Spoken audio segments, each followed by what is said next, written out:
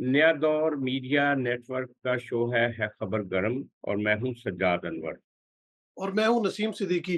सजाद साहब, आज सुबह से मैं देख रहा हूँ कि बड़ी धुआंधार बयानात आ रहे हैं अली अमीन गंडापुर वजीर आला खैबर पख्तूनख्वा के।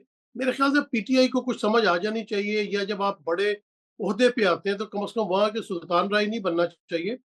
जो पाकिस्तान का माहौल चल रहा है, अब इसको कूल डाउन होने की जरूरत है। अब एक गवर्नर अगर बन गया वहाँ पे, तो ये कोई अचंभे वाली बात नहीं है।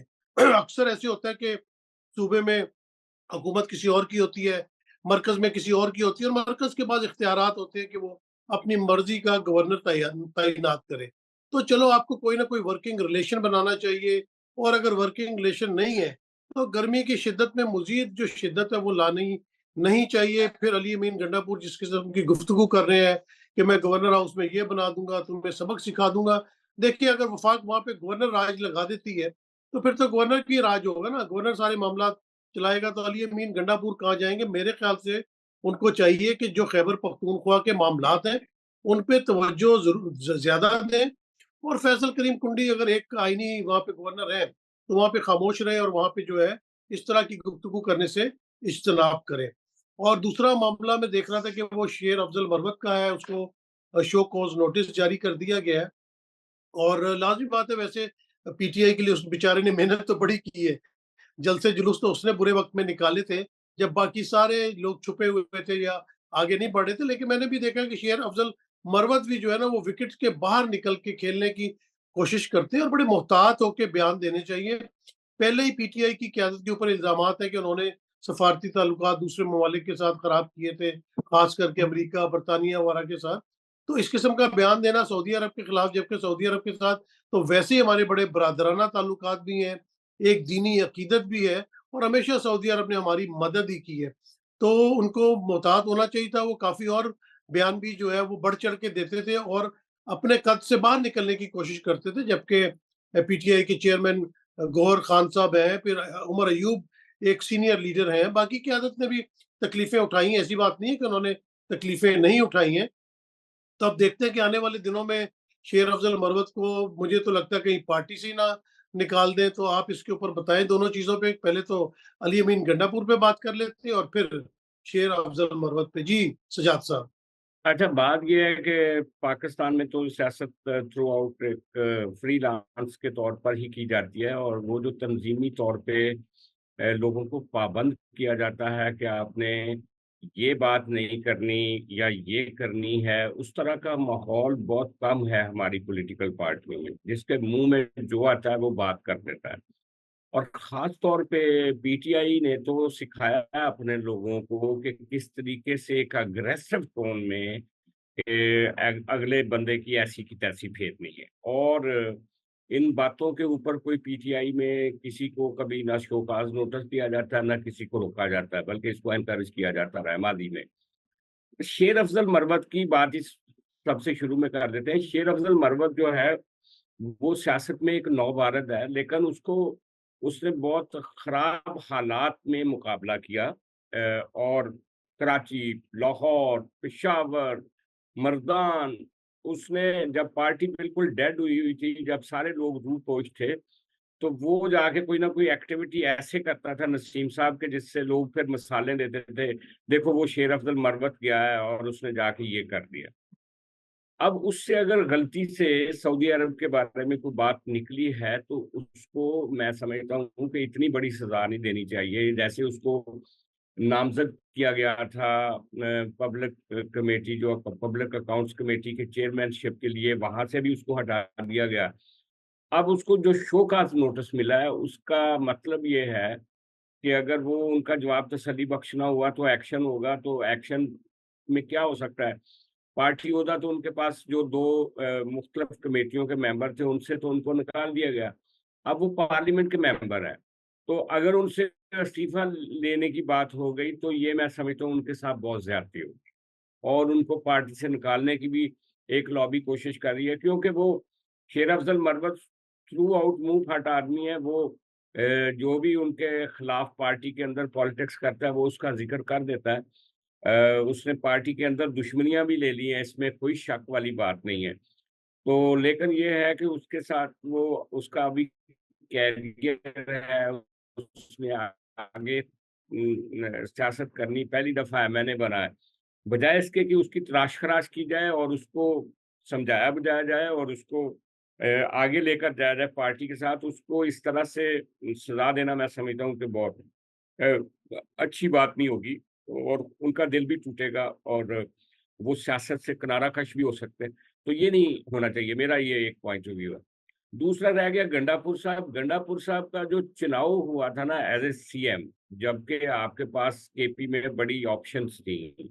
अपना एक्स स्पीकर असद कैसर से लेकर आपके कैबिनेट मेंबर जो थे पुराने, उनमें से खासतौर पे जो फाइनेंस मिनिस्टर थे मिस्टर झगड़ा, तैमूर झगड़ा, और उसके अलावा जो बाकी लोग थे वो बड़े आर्टिकुलेट, पढ़े लिखे, बाहर के अदारों से पढ़े लिखे लोग थे। उनकी बजाय आपने एक ऐसे आदमी को चुना जो कि फड़बाजी में पहले ही बड़ा मशहूर था, मतलब उसकी एक वो पहचान थी कि वो धुआंधार बयानात देता था मरियम नवाज के बारे में, बाकी लोगों के बारे में एक अग्रेसिव गुफ्तगू करता था। तो उसका इंतखाब शायद इसीलिए किया गया था कि वो जो बुली होती, सियासी बुली, वो करवाई जाए ना।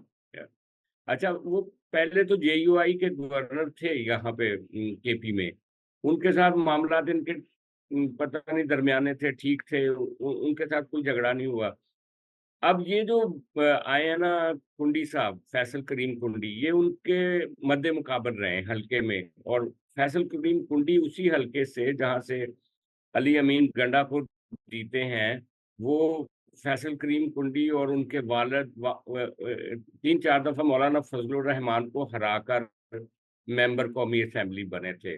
अच्छा, जब से ये आए हैं अली अमीन गंडापुर, तब से पीटीआई की मकबूलियत भी बढ़ी, उस वजह से ये सीट पीटीआई निकालती रही है, अली अमीन गंडापुर जीतते रहे हैं। कुछ मेरा ख्याल है मुसलसल दूसरी या तीसरी दफा एमएनए बने हैं अली अमीन गंडापुर में इस सीट से। तो एक तो उनकी अपनी कॉन्स्टिट्यूएंसी की राइवलरी भी है। दूसरा, जो अली अमीन गंडापुर बयानात देते हैं कि मैं जाऊंगा इस्लामाबाद और चेयरमैन को जाके जेल से छुड़ा के ले आऊंगा और हम जाके अटैक कर देंगे।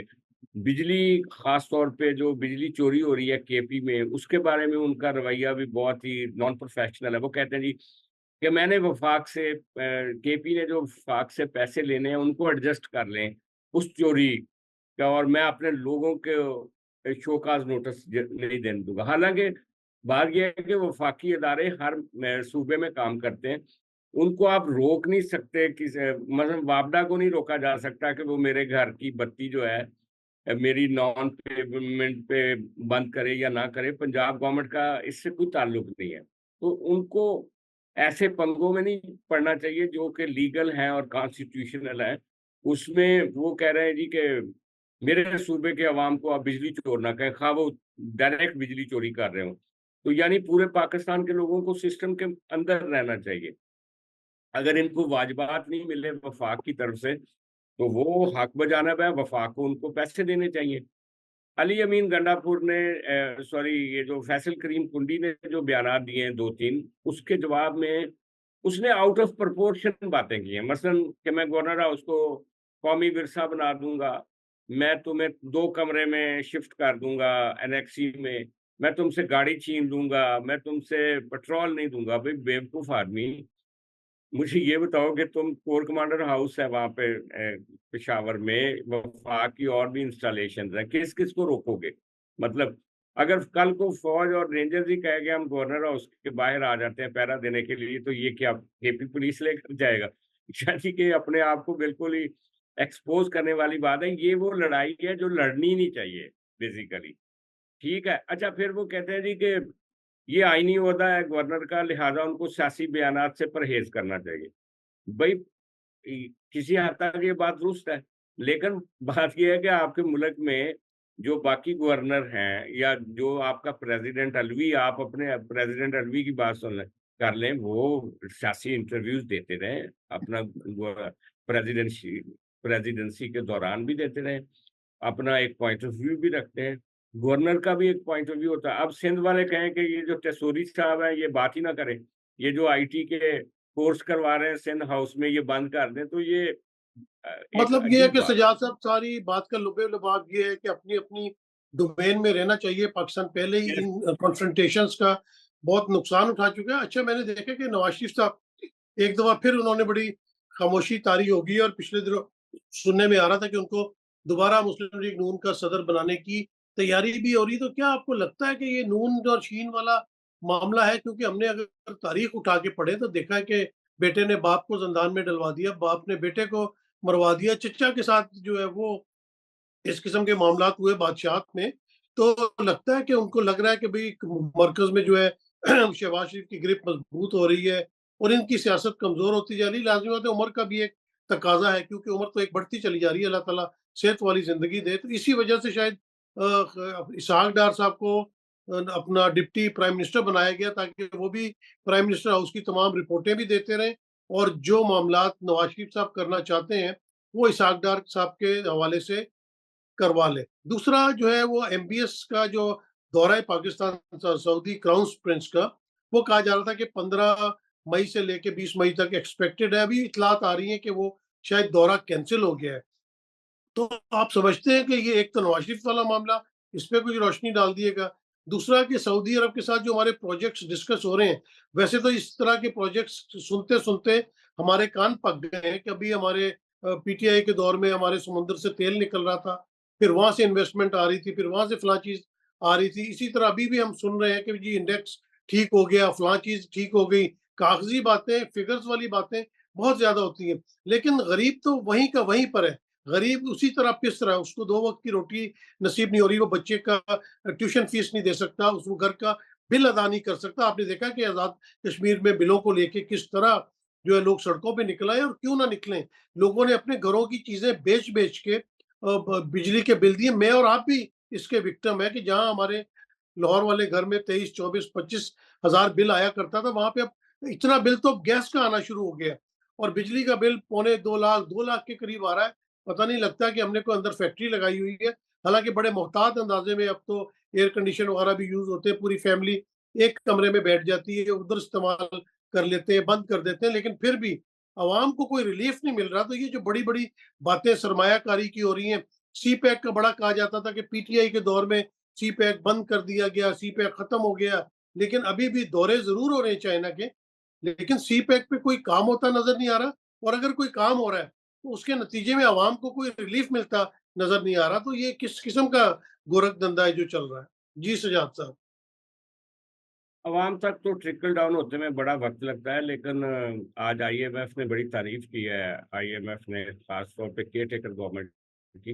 उन्होंने कहा कि केयर टेकर गवर्नमेंट ने ऐसे फैसले किए जो अमूमन दूसरी हुकूमतें नहीं करती, जिससे पाकिस्तान की मईशत बेहतर हो रही है। सऊदी इन्वेस्टर्स जो आए हैं उन्होंने भी बड़ी अच्छी, एक अच्छे नोट के साथ वो वापस गए। जहाँ तक एमबीएस के दौरे का ताल्लुक है, कहा यह जा रहा है कि वो जून के आखिरी 10 दिनों में आएंगे। उनका दौरा मुलतवी हुआ है, मनसूख नहीं हुआ। और तीसरी बात ये है कि जो आपने बात की मियाँ नवाज शरीफ की, मियाँ नवाज शरीफ देखें, उनका जहाँ तक मेरी अप्रोच है कि खा वो प्रेसिडेंट बनते हैं नून लीग के या नहीं बनते, ओवरऑल मुस्लिम लीग नून के फिगर हेड वही हैं। और दूसरी बात, उन्होंने सेटल कर दिया है अपने मामले को, मरियम नवाज को वजीर आला पंजाब बना के। देखें, वजीर आला पंजाब जो होता है ना, वो प्राइम मिनिस्टर से थोड़ी सी कम पावर्स होती है उसके पास, बल्कि उसके पास ज्यादा फंड्स होते हैं, ज्यादा अमलदारी होती है, और बहुत कुछ करने के लिए होता है, डिलीवर करने के लिए। प्राइम मिनिस्टर के पास तो 18वीं तरमीम के बाद बहुत सारी कम चीजें रह गई हैं। तो जो वफाकी वज़रा भी होते हैं और जो एमएनएज़ भी होते हैं, वो देखते हैं चीफ मिनिस्टर की तरफ अपनी कॉन्स्टिट्यूएंसी के लिए लोगों के काम करवाने के लिए। तो वहाँ पे अगर मरियम नवाज़ बैठ गई हैं, तो इसका मतलब ये है कि पार्टी बहरहाल मुस्लिम लीग नून जो है, वो नवाज़ शरीफ के नाम पे है और उन्हीं के हाथ में ही है। जब ये लड़ाई होगी ना नसीम साहब, आने वाले वक्त में जब मियाँ साहब खुदा न खास्ता नहीं होंगे, क्योंकि सबको जाना है इस दुनिया से, तो जब अगली जनरेशन की लड़ाई होगी ना, तो उसमें तो मरियम खास तौर पे जीतती हुई नजर आ रही है। क्योंकि जो हमजा है, उसकी कारकर्दगी बतौर सीएम भी अच्छी नहीं रही, बतौर पॉलिटिशियन भी अच्छी नहीं रही। उसके मुकाबले में तो लैंगथों पे आ गए हैं मरियम नवाज तो। जी, जी, जी। तो तो लेकिन चूंकि दोनों भाइयों का आपस में एक रिस्पेक्टफुल रिलेशन है, वो अभी तो इन सारे इख्तलाफात पे काबू डाला हुआ है दोनों ने। लेकिन जब असल टेस्ट उस वक्त शुरू होना है जब दोनों में से एक नहीं होगा, और फिर कैसे संभाल दे। मेरा ख्याल है शहबाज शरीफ भी अपनी जिंदगी में इनको टूटने नहीं देगा, लेकिन आगे बहरहाल इनका इकट्ठे चलना कभी भी मुमकिन नहीं होता किसी भी पॉलिटिकल पार्टी के लिए। जब अगली से अगली जनरेशन आती है तो फिर कोई एक ही लीड कर रहा होता है, दूसरा नहीं लीड कर पाता। बिल्कुल ठीक है, मेरे ख़्याल से सजाद साहब आज के लिए इतना ही काफ़ी है। मेरे ख़्याल से इजाज़त लेते हैं और इंशाल्लाह अगले जुमे को मुलाकात होगी। आप सबका प्रोग्राम देखने का बहुत शुक्रिया। मुझे और सजाद साहब को इजाज़त दीजिए। अल्लाह हाफ़िज़।